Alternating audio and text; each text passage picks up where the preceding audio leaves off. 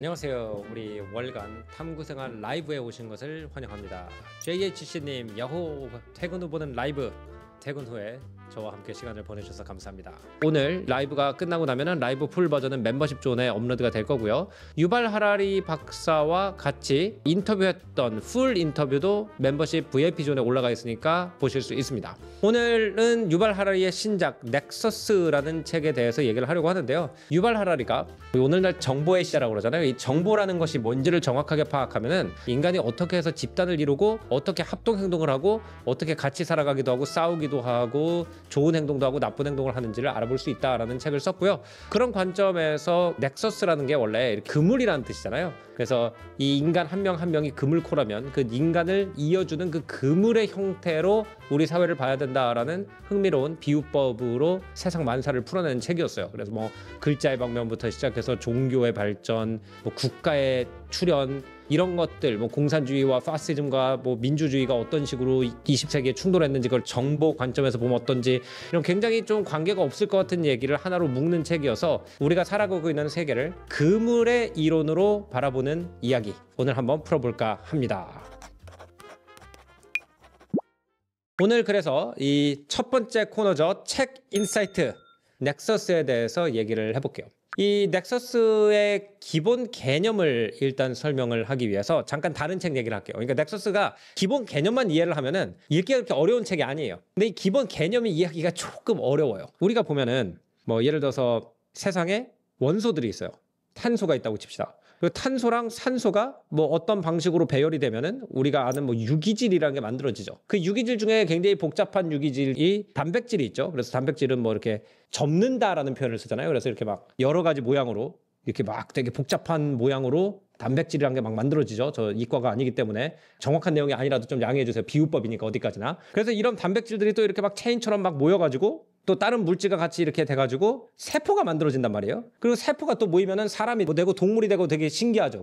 그러니까 생명체가 무엇인지를 보면은 자연이 조금 복잡한 걸 만든대요. 이런 것처럼 조금 복잡한 거를 여러 개 합쳐가지고 더 복잡한 거를 만들고 더 복잡한 거 여러 개를 합쳐가지고 더 복잡한 걸 만들고 세포 여러 개를 합쳐가지고 장기를 만들고 장기 여러 개를 합쳐가지고 인간이 되는 그 스텝 프로세스를 삶이라고 한다. 그러니까 탄소랑 뭐 산소랑 이런 원소들이 따로 떨어져 있을 때는 아무것도 아닌데 걔네들이 어떤 이유로 일정한 배열을 가지고 조립이 되잖아요. 그러면 그 조립이 된 것은 사람도 되고 동물도 되고 식물도 된다는 거예요. 우주가 간단한 걸 조립해 본 다음에 이게 조립이 되네. 탄소하고 산소를 갖다 조립하니까 이게 나오네. 유기질이 나오네. 그러면은 이거를 어딘가 기억을 해놓는다는 거예요. 그다음에 이걸 합쳤더니 단백질이란 게 생기네. 단백질이랑 뭐 다른 물질을 합쳤더니 세포가 되네. 이렇게 더 간단한 거에서 더 복잡한 걸 한번 만들 때마다 우주 어딘가에 기록이 남게 되고 그 기록이 우리 몸 안에 뭐예요? DNA라는 정보로 남아있다는 거예요. 자연이 어떻게 여러 가지 화학물질이 합쳐져가지고 인간이 만들어지기까지 자연이 어떻게 그거를 조립해 왔는지에 대한 일종의 매뉴얼이 DNA이기 때문에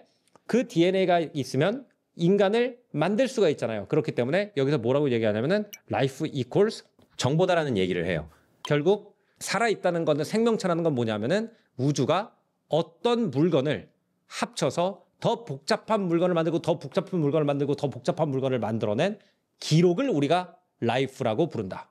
제가 지금 설명드린 이 이론은 유발 하라리의 이론이 아니고 미국의 생물학자가 쓴 책에 나오는 이론입니다. 그럼 사람이 여러 명이 있어요. 이 사람도 우리가 합쳐갈 수가 있죠. 그래가지고 합쳐가지고 예를 들어서 회사도 만들 수 있고 사람을 합치면 배를 같이 모는 선단을 만들 수도 있고 종교단체를 만들 수도 있고 사람을 모아서 뭐 국가를 만들 수도 있고 그런 것처럼 만약에 개별적인 세포를 합쳐가지고 삶을 만들어내는 데이터를 DNA라고 부른다면은 인간도 역시 사람과 삶을 연결시켜가지고 집단을 만들어내는 것 역시 정보다라고 얘기를 합니다. 어떤 매뉴얼인데 그 매뉴얼이 존재하기 때문에 낱개가 합쳐져서 새로운 구성, 합체품이 만들어지는 것 이런 매뉴얼을 정보라고 한대요. 그러면 예를 들어서 인간 사회는 어떤 정보가 있느냐. 개별적인 사람들이 여기저기 흩어져 살고 있어요. 여기도 마을이 있고 여기도 마을이 있고 여기도 마을이 있고 여기도 마을이 있습니다. 근데 이 4개 마을에 있는 사람들을 하나의 넥서스로 합쳐서 이걸 갖다가 국가라고 부르려면 어떤 데이터가 필요해요. 국가라고 부르려면 일단 국토가 어디서부터 어디까지는 알아야 돼요. 그래서 역사 속을 보면은 지도라는 데이터가 생기기 전까지는 우리가 알고 있는 영토 기반 국가가 존재하지 않아요. 하나는 지도라는 데이터가 필요해요. 그리고 우리나라에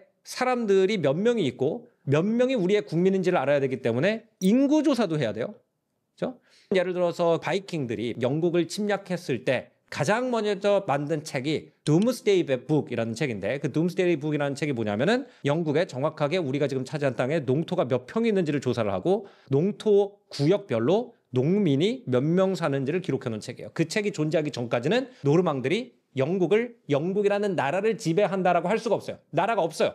이 데이터가 나라를 만드는 거죠. 그래서 지도와 인구조사를 만들고 그 다음에 권력의 형태가 필요하죠. 그게 뭐예요? 왕명 또는 법이 필요해요. 이것만 있어가지고 되는 게 아니라 이거를 누가 봐도 바로 인지할 수 있게 하는 심볼이 필요합니다. 이제부터 너는 독일이라는 나라가 생겼고 독일 국민이야. 그러면 그 사람들은 독일이 뭔데? 우리는 국가가 당연히 존재하는 세상에서 태어났기 때문에 자기 동네 이름은 알고 자기 가문은 알아도 국가가 뭔지를 모르는 사람들이 있던 시대에 대해서 좀 이해하기가 어렵지만, 사실 이 사람들이 국가가 뭐예요? 그러면 국가가 뭔지를 보여줄 게 필요해요. 그래서 뭘 만듭니까? 어느 나라나 국가, 노래를 만들고 국기, 깃발을 만들고 그 다음에 국화, 그 나라를 상징하는 꽃을 만들고 이런 것들을 통해서 자, 무궁화를 사랑하는 태극기를 달고 있는 단군이라는 조상에서 내려온 사람이 바로 한국인이야 라는 픽션을 하나 만들어요. 이거는 진실과 관계없어요. 농토, 인구조사 이런 거는 정확할수록 좋겠죠. 하지만 국기는 정확한 국기란 건 없죠. 사람들의 마음을 움직이고 야 저게 우리나라의 영혼을 담고 있어라고 많은 사람이 느끼면 그게 좋은 국기잖아요. 그래서 여기 이렇게 팩트 데이터도 필요하지만 나라를 만들기 위해서는 국기, 국가, 국화 같은 상징적인 문과적인 정보도 필요하다는 거예요. 그래서 이 데이터와 이 정보가 합쳐지면은 갑자기 사람들이 아 우리는 이탈리아 사람이구나, 아 우리는 프랑스 사람이구나, 아 우리는 독일 사람이구나 라고 하면서 같이 싸우고 같이 경제를 개발하고 나라가 위기에 처하면 급모으기도 하고 이런 공동체로 다시 태어난다는 거죠. 이것이 정보의 역할이다라는 얘기를 합니다. 우리가 조직이라고 부르는 거, 그게 세포 조직이 됐던 국가 조직이 됐던 이거 갑자기 떠오른 단어인데 좋은 단어네요. 조직을 만드는 게 정보다. 낱개를 합쳐가지고 조직을 만드는 것이 정보다. 이렇게 얘기를 해요. 근데 요즘 우리가 정보가 늘어나면 그럼 좋은 걸 것 같잖아요. 정보가 사람들을 화합시키는 역할을 하고 있기 때문에 계속 정보를 더 많이 만들어내면 사람들이 더 함께 지구 공동체가 돼가지고 행복한 세계가 되지 않겠느냐라는 생각을 할 수가 있죠. 정보가 사람들을 합치는 역할을 하기 때문에 정보를 계속 같이 공유하다 보면은 세상이 더 좋아질 거다라고 생각을 하는 그런 시대가 있었던 겁니다. 그래서 이 시대에 어린 시절을 보냈던 사람들, 그 사람들이 누구예요? 트위터를 만든 사람, 페이스북을 만든 저커버그나 뭐 유튜브를 만든 사람들이나 이런 사람들이 자, 세계 사람들이 더 많은 정보를 공유하면 세계가 더 하나가 되겠지라고 생각을 했대요. 그런데 정보를 더 증가시켰더니 갑자기 전쟁이 나고 사람들이 인종차별이나 편견이 더 심해지고 왜 그럴까? 그 이유는 세상에 가짜 정보가 굉장히 많다는 겁니다. 가짜 정보가 많을 수밖에 없는 이유가 있대요. 일단 정보라는 거는 사람을 합치기만 하면 기능을 합니다. 예를 들어서 아까 말한 것처럼 두 개의 정보가 있어요. 내가 나라라는 걸 정의하려고 그러면 인구 분포에 대한 정보라든지 세수 정보 같은 거는 정확할수록 좋아야 되지만 국가, 그 노래, 우리 민족이 어떤 민족인지를 스스로 정의하는 스토리, 뭐 우리가 당군의 자손이다 같은 이야기, 이런 스토리들은 과학적으로 진실일 필요가 없어요. 그렇기 때문에 세상에 수많은 사이비 종교가 있는데 그 사이비 종교에 속해 있는 사람들은 그 조직의 굳건한 멤버들이고 어떻게 보면은 일반적인 종교보다 사이비 종교에 있는 사람들이 더 광신도처럼 거기 매달리는 경우가 많아요. 그게 뭐예요? 정보가 진실이 아니라도 정보의 역할을 하는데, 즉 사람들을 모아가지고 그룹을 만드는데 큰 지장이 없기 때문에 이런 정보를 만들어내는 사람들은 권력을 가지게 돼요. 내가 가짜 정보를 퍼뜨려서라도 사람들이 내 말을 듣고 모이기만 하면 나는 권력이 생기기 때문에 진짜 정보를 만들어낼 인센티브가 별로 없다는 거죠. 진짜 정보는 세 가지 단점을 가지고 있다라고 얘기를 합니다. 뭐라고 얘기하면 첫 번째, 진짜 정보는 비싸다. 예를 들어서 내가 인구조사를 할 때 이 인구조사가 오차가 없이 정확하게 되려고 그러면 굉장히 많은 돈을 들여가지고 사람들한테 참여를 유도해야 되고 정확한 통계 자료를 사용해야 되고 비싸요. 근데 뭐 예를 들어서 사람들을 모티베이션 하기 위해서 우리 수천만 명의 이런 식으로 감동적으로 연설을 하면 millions of people 이런 식으로 얘기를 하면은 싸요. 그 팩트 체크를 하는데 돈이 하나도 안 들어갑니다. 준리 님이 말씀하신 것처럼 통계 조작이 아니고 통계를 정확하게 얘기할 필요가 없다는 거예요. 그냥 millions of people said. 그러면 그게 정확하게 몇 프로인지 몇 밀리언인지 사람들이 그걸 별로 중요하게 생각을 안 한다는 겁니다. 그래서 사람들을 모으기 위해서 정보가 필요한데 정보를 실제 데이터와 일치시키려고 할 때는 되게 돈이 많이 드는데 실제 데이터랑 상관없이 내가 만들어내도 사람들은 모이고 권력은 차지할 수 있는데 돈은 안 드니까 사람들은 이쪽을 선택하는 경우가 많다. 그리고 두 번째는 실제 정보는 복잡하다는 거예요. 예를 들어서 우리 한국 사람들이 고고학을 이용해가지고 정확하게 두개골과 패턴을 갖다가 하니까 첫 번째 한반도에 정착한 사람은 뭐 이런 민족이었는데 그 다음에 뭐 만주에서 내려와가지고 어떻게 섞였고 이런 식으로 인류학적으로 얘기를 하는 게 너무 복잡해서 사람들한테 감흥을 안 줘요. 그렇기 때문에 정치적으로는 뭐가 훨씬 더 쉬우냐 하면은 우리 모두 당군의 자손 이렇게 간단한 스토리를 만들어버리는 게 훨씬 더 쉽기 때문에 어떤 사람이 정보를 가지고 조직을 만들려고 그러면 스토리를 만드는 게 더 편하지 진실을 규명하는 것은 쉽지가 않다. 그 다음에 세 번째 진실은 사람들이 외면하고 싶은 진실도 굉장히 많다고 합니다. 그러니까 뭐 예를 들어서 조선시대 역사의 왕족이나 아니면 양반들의 문화를 배우면서 우리 문화라고 대체로 얘기를 하죠. 굉장히 단순화된 거죠. 근데 아마 대부분의 농경사회가 그렇듯이 그 경복궁 안을 가본 사람이 한국 전체 인구의 몇 명이나 될까요? 그죠? 뭐 한 1%도 안 됐겠죠? 그럼 나머지 99%는 사실은 경복궁에 있는 그 왕족들의 생활을 우리 조상들의 삶이라고 하기는 굉장히 애매해요. 근데 이게 뭐예요? 불편해요. 그래서 누구도 자기 조상들을 생각하면서 우리 조상은 돌쇠였겠지 라고 생각 안 하거든요. 그렇기 때문에 진실은 불편하기 때문에 편한 거가 잘 먹힌다는 거예요. 그렇기 때문에 경복궁을 보면서 이게 대한민국 사람 지금 살고 있는 모든 사람의 역사야 라고 얘기를 하면 기분 좋잖아요. 그래서 정보의 파워는 진실성에서 나오는 것이 아니라 얼마나 싸게 생산할 수 있고 기분 좋게 만들 수 있고 단순화할 수 있느냐에 대해서 결정되기 때문에 똑같이 자유시장의 정보를 그냥 막 풀어놓으면은 결국 사람들이 선택하는 정보는 진짜 정보보다는 가짜 정보가 훨씬 더 잘 나갈 수밖에 없다라는 얘기를 합니다. 그래서 앞으로 더 정보가 많아지면 더 세계가 화합될 거라는 기대치와 다르게 정보가 많아지면 많아질수록 사람들이 오히려 자기 좋아하는 얘기만 듣고 자기 싫은 얘기에는 싸우려고 그러고 이런 세상이 되었다는 얘기가 넥서스의 두 번째 포인트입니다. 자, 그래서 정보 기술이 발전할수록 인류가 진보만 했다는 사고방식이 1960년대, 70년대 텔레비전의 긍정적인 영향 때문에 널리 퍼졌고 이 비전이 결국 인터넷 사회를 만나자 지금의 재앙을 초래하고 있다라고 유발 하라리가 말하면서 이런 정보관을 naive view of information 정보에 대한 순진한 관념. 여기서 순진한 좋은 말이 아닙니다. 그 정보가 좋은 것만 있다고 하는 어린아이 같은 관점에서 우리가 인터넷 세계를 만들었기 때문에 세상이 다 조각조각 나고 있다라는 얘기를 해요.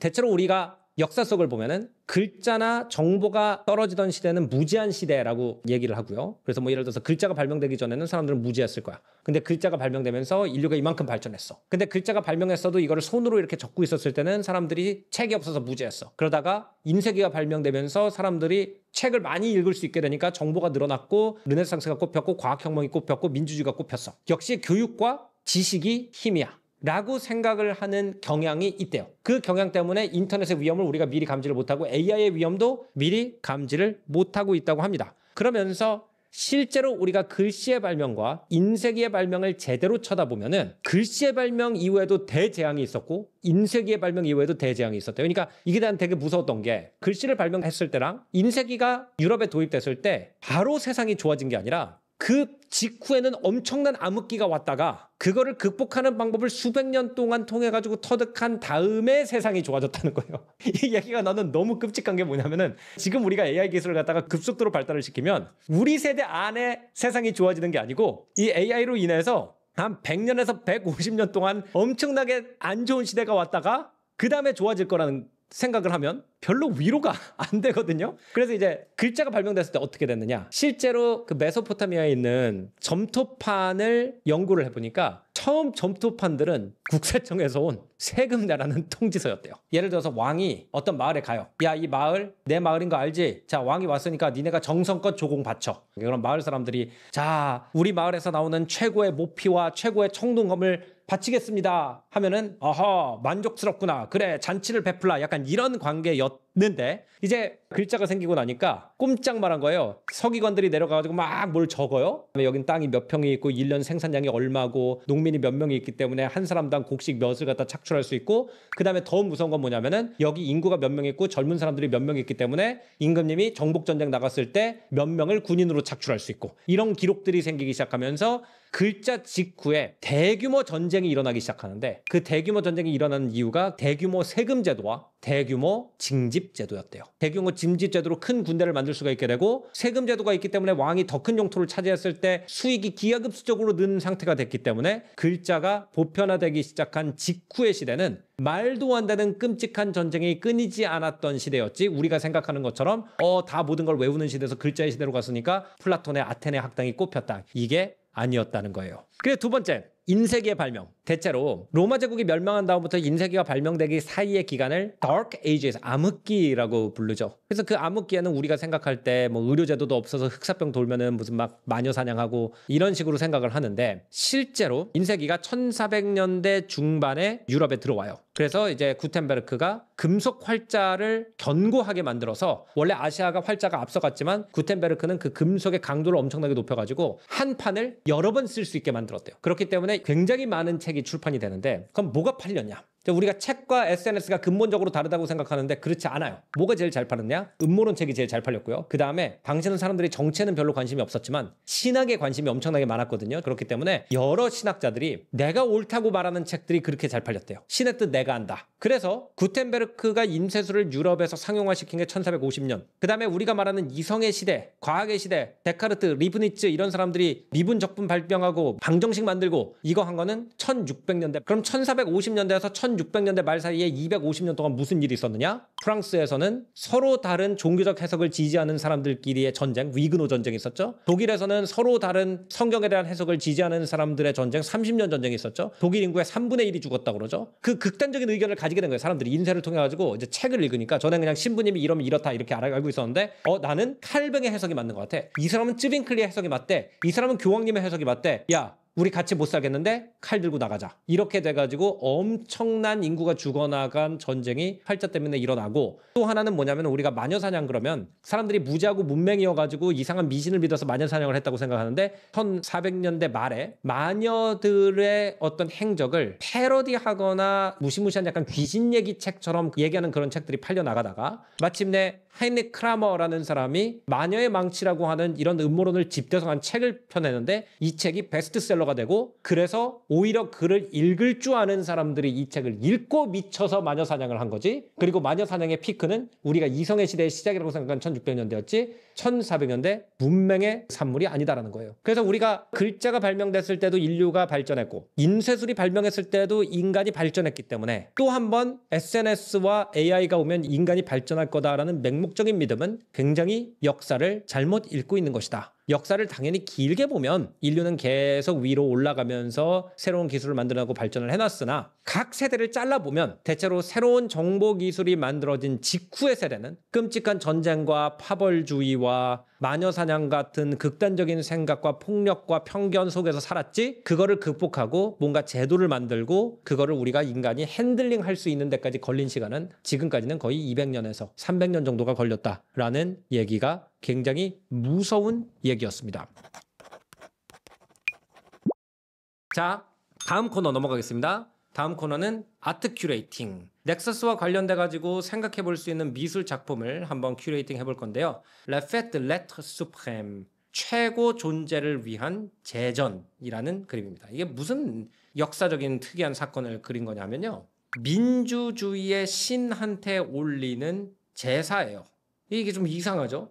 왜 이런 제사를 올릴 필요가 있었느냐? 프랑스 혁명 직후에 일어난 일인데, 여기에 대해서 좀 얘기를 해보겠습니다. 기본적으로 정보는 사람을 모아가지고 집단을 만들고, 그 집단은 그 정보에 따라서 질서가 생긴다라고 얘기를 합니다. 어떤 정보를 가지고 집단을 만들었는지에 따라서 그 집단의 질서가 결정이 된다. 그러면은 프랑스 혁명 이전에 프랑스의 질서를 유지한 정보가 뭐냐면 왕권 신수설이었어요. 왕의 권력은 신으로부터 온다.